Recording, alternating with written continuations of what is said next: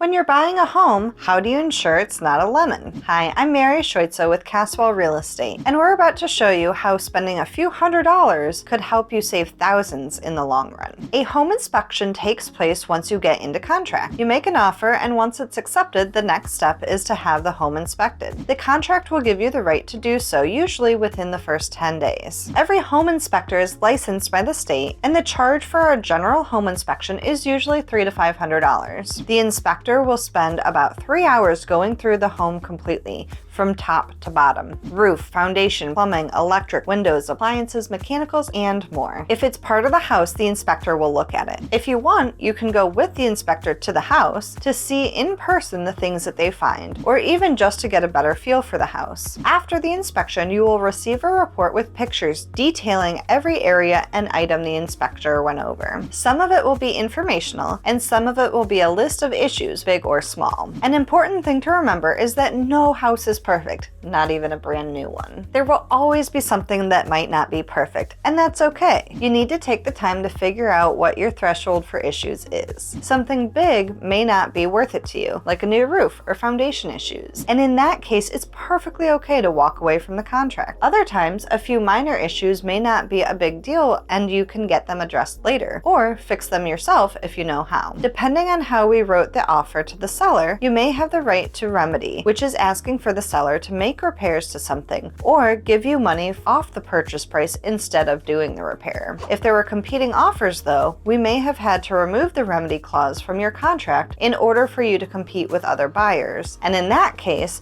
you take it or leave it after the inspection. Regardless, inspecting a home is an important part of the home buying process. It's one of the many things we help you navigate as your real estate agent. If you want more info on home inspections or a great list of inspectors we've worked with, vetted, and love, get in touch. I'm Mary Schweitzer with Caswell Real Estate, helping you home.